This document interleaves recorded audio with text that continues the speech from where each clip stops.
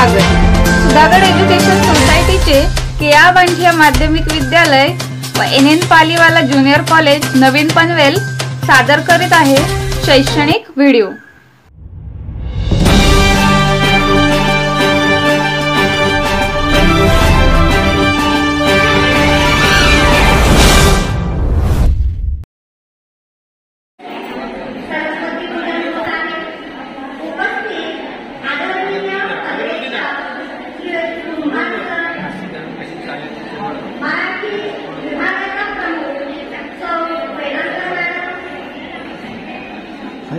विज्ञान विषयाच्या मार्गदर्शिका सौ राणे मॅडम, विज्ञान विषयाच्या मार्गदर्शिका सौ संगा मॅडम यांना मी विनंती करते की त्यांनी दीप प्रज्वलन आणि सरस्वती पूजनासाठी यावं। पालकांच्या हस्ते दीप प्रज्वलन होत आहे। माननीय उपप्राचार्य पिंपळेकर यांच्या हस्ते दीप प्रज्वलन होत आहे। ईश्वरा दे आम्हाला जगण्याचे भान, दे आम्हाला जगण्याचे भान, दाखला जरी अंधार होती, दाखला जरी अंधार होती, तुझे प्रेम फिरतो मन। ईश्वरा दे प्रकाशदान, ईश्वरा दे प्रकाशदान। दीप प्रज्वलन हा केवळ संकेत नव्हे, तो संकल्प आहे।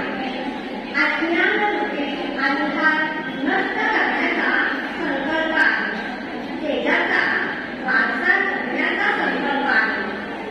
कर्तृत्व सिद्ध हातातून प्रकाशमय कार्य घडवण्याचा संकल्प आहे। हा संकल्प पूर्णत्वास नेण्यासाठी ईश्वरा प्रकाशदान दे, ईश्वरा प्रकाशदान दे।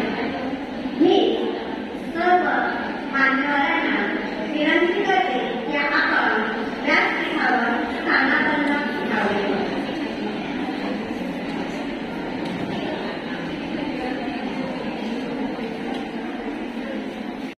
मनाने निर्मळ प्रेम असलेली, कर्तृत्व आकर्षक उदात्त देवी असे आपले सर्व मान्यवर आपल्याला या कार्यक्रमाला लागले आहेत। त्यांच्या आपण टाळ्यांच्या गजरात स्वागत करूया। आपल्या शाळेचे उपप्राचार्य श्री पिंपळेकर यांचेही शब्दस्मरणाने स्वागत करते। त्यानंतर आपले पर्यवेक्षक आदरणीय यांचेही शब्दस्मरणाने स्वागत करते। व्यासपीठावर उपस्थित मराठी विषयाच्या प्रथम शिक्षिका आणि या कार्यक्रमाच्या नियोजिका सौ वेलंकर मॅडम यांचेही शब्दस्मरणाने स्वागत करते। त्याचबरोबर व्यासपीठावर उपस्थित संगा मॅडम यांचेही शब्दस्मरणाने स्वागत करते। त्याचबरोबर सतत कार्यक्रम कुठेही असू दे, आमचे व्हिडिओ बनवण्यासाठी तत्पर असणारे आमचे आदरणीय जंगम सर यांचेही मी शब्दस्मरणाने स्वागत करते। पुनश्च उपस्थित मान्यवरांचे, उपस्थित माता पालक भगिनींचे आणि माझ्या लाडक्या विद्यार्थिनींचे मी राजश्री गुंड शब्दस्मरणाने स्वागत करते।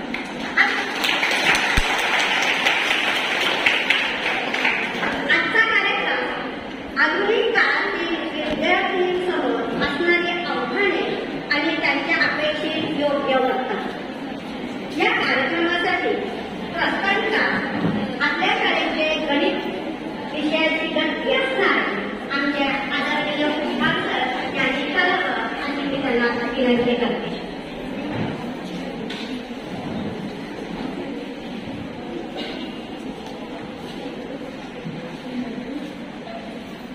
धन्यवाद मॅडम। सन्मान्य व्यासपीठावरील आणि उपस्थित माता भगिनी आणि मुली, हा जो उपक्रम आहे आपल्या लक्षात आला असेल सूचनेवरून की हा केवळ आणि केवळ 7वी ते 10वीच्या मुलींसाठी होता। हा उपक्रम ठेवण्यामागील कारण असं आहे की या वयोगटातल्या मुलींना समुपदेशन करण्यासाठी आमच्याकडे सक्षम शिक्षिका आहेत आम्ही ज्यावेळेला शिक्षक होत असतो, शिक्षकाचं B.Ed म्हणजे प्रशिक्षण केलेलं असतं. या प्रशिक्षणामध्येही मानसशास्त्र हा विषय असतो.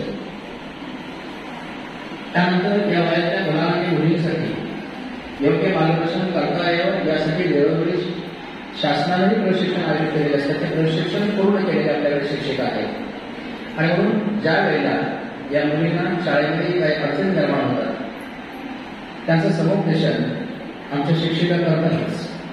परंतु त्यांच्या निदर्शनास असं आलं की या बाबी या मुलींच्या मातांपर्यंत जाणं गरजेचं आहे. आणि म्हणून आपण कान बसवून माता, शिक्षिका, माता पालक आणि मुली या संदर्भात एकत्र मार्गदर्शन शिबिर आपण आयोजित केलेलं आहे. अनेक गोष्टी तो विषय या आजच्या मार्गदर्शन शिबिराचा विषय तुम्ही वाचला असेल नोटीसमध्ये. मुलींना वर्गामध्ये नोटीस टाकलेली आहे आणि पालकांसाठी ग्रुपवरही सूचना पाठवलेल्या आहेत. तो विषयही तुम्ही वाचला असेल. तो विषय मुलींसमोरील आव्हाने. आता आव्हानं अनेक प्रकारची असतील. शैक्षणिक आव्हान असेल, सामाजिक आव्हान असेल आणि आता या गटामध्ये असलेलं शारीरिक आव्हाने असेल. ही सगळी आव्हाने पेलण्याची क्षमता आपल्या मुलांमध्ये झालेलीच आहे.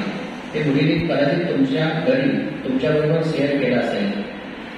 मुलींना माझी विनंती आहे की शाळेमध्ये जे जे उपक्रम असतात ते उपक्रम आपण आई वडिलांबरोबर शेअर करावे की शाळेत हे झाले नाही, हे होणं अपेक्षित आहे, हे असं झालेलं आहे. आणि ज्या वेळेला मुली किंवा मुलं तुमच्याशी शेअर करते की शाळेत जे उपक्रम झालेले आहेत त्याबद्दल पालकांनाही जर काही सूचना द्यायची असते तर ते पालकही सूचना करू शकतात. चांगल्या सूचनांचं शाळा नेहमी स्वागतच करत असते. आणि म्हणून मातांना माझी विनंती असेल की ज्या माता आज आलेल्या नाहीत आणि आपल्या ओळखीच्या आहेत परंतु आज उपस्थित राहू शकल्या नाही, त्यांनी आज जे मार्गदर्शन होते ते मार्गदर्शन त्या संबंधित माता पालकांपर्यंत आपण पोहोचवलं अशी विनंती आहे. मुलींनाही अशी विनंती आहे, मुलींनाही अशी सूचना आहे की ज्या मुलीची आई, काकू किंवा आजी, मामी ज्यांच्याकडे आपण राहत असाल ते जर आज त्या कामानिमित्त आले नसतील तर इथं जे मार्गदर्शन होईल ते मार्गदर्शन तुम्ही घरी शेअर करायचंय न विसरता. तर ते घरात ठेव आणि बाहेर लेकरांकडे येऊ असं झालेलं असतं. तर हे न होता मात्र ही जी बाब आहे ही मुलींच्या बाबतीत फारशी घडत नाही. मुली तत्पर ठेवून आपला अभ्यास असेल किंवा आईला जे सांगितलेलं काम असेल ते करत असते. तर आज जे मार्गदर्शन होणार आहे मगाशी मी सांगितल्याप्रमाणे मुलींना परवाच वयात येताना या विषयावर अगदी PPT-सह एक अंधसंतान निर्मूलन केंद्राच्या मॅडम आलेल्या होत्या.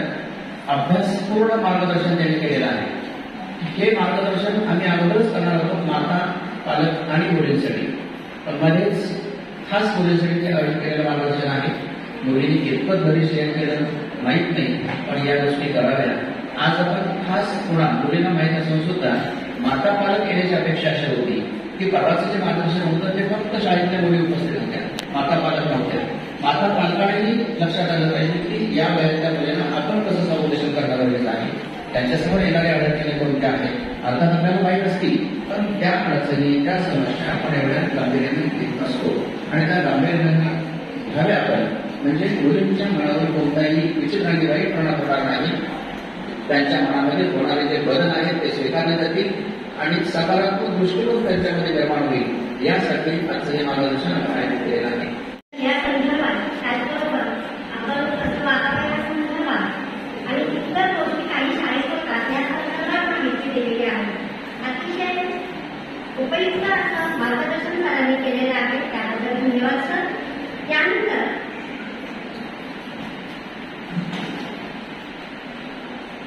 योग्य ठिकाणी योग्य व्यक्तीकडून मिळालेले ज्ञान हे माणसांना त्याचे विचार आणि जीवनाचे प्रवाह बदलण्यास भाग पाडतात. तेव्हा आपल्या शाळेतील उपप्राचार्य सन्माननीय श्री निर्मळे सर यांना मी विनंती करते की त्यांनी आम्हाला मार्गदर्शन करावे.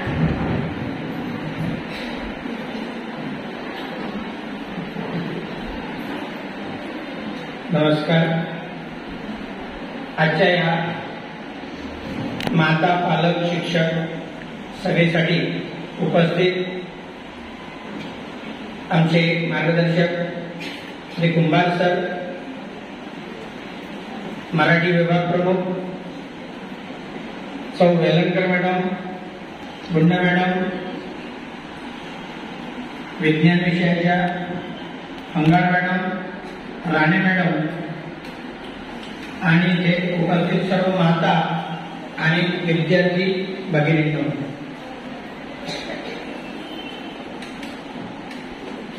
जशी शिक्षक पालक पीटीए ची सभा आयोजित करण्यात आली त्या पद्धतीने शासनाच्या निर्देशानुसार माता पालक आणि विद्यार्थिनी यांची सुद्धा सभा आयोजित करावी आणि म्हणून कालपासून या सभेचं आयोजन करण्यात आलेलं आहे. आज 9वी आणि 10वीच्या मुली आणि त्यांच्या माता कुंभार सरांनी खंत व्यक्त केली, कारण जागरूक पालक त्यांनाच म्हणायचं असतं की जे आपल्या, मी सर्व मुलींना आणि पालकांना, महिला पालकांना विनंती करेल, जेव्हा आपली मुलगी शाळेत येते, आम्ही बरोबर 12:10 शाळेत घेत असतो. मुलगी 11:30 येत असेल, 11 येत असेल तर ते बरोबर नाही. आपण बरोबर 12:10 ते 15 या दरम्यानच मुलींना शाळेपर्यंत येतील याची व्यवस्था करावी. नाहीतर मुली शाळेच्या नावाने लवकर येतात आणि गार्डनमध्ये जातात आणि मग पालकांच्या तक्रारी येतात आणि बऱ्याच मुली दिसतात गार्डनमध्ये. तर यापुढे एकही विद्यार्थिनी गार्डनमध्ये राहणार नाही किंवा मंदिरा शेजारी राहणार नाही. आपण घरून आलो की ताबडतोब आपल्या ज्या गेटने प्रवेश दिला जातो त्या गेटच्या जवळ आपण यायचं आहे. आणि शाळा सुटल्यानंतर सुद्धा ताबडतोब पहिले घरी जायचं आणि पालकांना मी आले आहे हे सांगायचं. शाळेचे कपडे बदलवायचे आणि मग बाहेर फिरायचं. नाहीतर काय असतं, आपण कुठेतरी गेलो की आम्हाला फोन येतो, तुमच्या विद्यालयातील मुलगी इकडे ट्रेन मध्ये दिसली. हा प्रकार होता कामा नये आणि म्हणून शाळा सुटल्याबरोबर मुलींनी पहिले घरी गेलं पाहिजे. आणि पालकांनी सुद्धा आपल्या मुली दररोज शाळेत जातात, कोणता अभ्यास केला आहे, तो करतात की नाही याकडे प्रकर्षाने लक्ष द्या. निश्चितच आम्हाला सर्व मुलींवरती अभिमान आहे, कारण आपण जर बघितलं जे काही निकाल लागत आहेत 10वी 12वी नव्हे तर सीईटी असेल, कोणत्याही क्षेत्रामध्ये महिला आघाडीवर आहेत. महिला सर्वांच्या पुढे, पुरुषांच्या पुढे आहेत आणि अशीच आघाडी राहिली पाहिजे. यासाठी आपण सर्वांनी प्रयत्न करूया आणि आपल्या शारीरिक, मानसिक आणि बौद्धिक विकास कसा होईल यासाठी शाळा प्रयत्न करते, आपण प्रयत्न करावा एवढं बोलतो आणि मी ते थांबतो. जय हिंद, जय महाराष्ट्र. म्हणून त्यापुढे थोडेसे आम्ही विलंबाने घेतलेले आहेत. वाढत्या वयामध्ये मुलींच्यामध्ये नव्हे तर मुलांच्यामध्ये सुद्धा शारीरिक जे बदल होतात, हार्मोन्स मध्ये बदल होतात आणि त्यावेळेस मुलींना शक्यतोवरती ज्या अडचणी येतात त्या कोणत्या येतात आणि त्याच्यावरती मात कशी करायची. बऱ्याच वेळेस मुली निर्भीडपणे आपलं मत मांडत नाही. ते कसं मांडायचं याविषयीचं मार्गदर्शन आणि आई आणि मुलगी या दोन मैत्रिणी आहेत. मैत्रीण म्हणून जर आपण संवाद साधला तर निर्भीडपणे दैनंदिन जीवनामध्ये ज्या काही समस्या येतात त्या आपण आपल्या मुलीबरोबर, आपल्या मातेबरोबर शेअर जर केल्या तर निश्चितच त्याचा फायदा आमच्या या विद्यार्थ्यांना होणार। शाळा ही दररोज 12 वाजता 12:10 भरत असते। 12:10 आम्ही मुलांना विद्यालयात घेत असतो। बऱ्याच काही मुली ज्या आहेत त्या 11:30 आलेल्या दिसतात। मी मातांना विनंती करेल की मुलींना घरून सोडताना बरोबर 12:10 पर्यंत विद्यालयात येतील याची खबरदारी आपण घ्यायची। 12:10 ते 12:20 या दरम्यान मुलांना आत घेतलं जातं। लगेच 12:20ला प्रार्थना सुरू होते। 5:30ला शाळा सुटते। शाळा सुटल्यानंतर सर्व विद्यार्थिनींनी प्रथम घरी जाणे। आता विद्यमान राष्ट्रपती आदिवासी महिला, ग्रामीण भागातल्या महिला झालेल्या आहेत। आपण येत्या 10वी 12वी नव्हे तर सर्व क्षेत्रांच्या मध्ये महिला आघाडीवर आहेत। मुलींनी बाजी मारलेली आहे। हे एक चांगला आदर्श असे उदाहरण आपल्या समोर आहे। परंतु एका दोघांनी चूक करायची। आपण आपल्या मूळ कार्यक्रमाकडे बोलूया। नमस्कार सगळ्यांना। विषय तुम्हाला मी सांगितलेला आहे की आधुनिक काळातील विद्यार्थिनींसमोर असणारी आव्हाने आणि त्यांचं अपेक्षित वर्तन। काळ जसजसा बदलतोय, पिढ्यांमध्ये अंतर पडत आहे, विचारांमध्ये अंतर पडत आहे।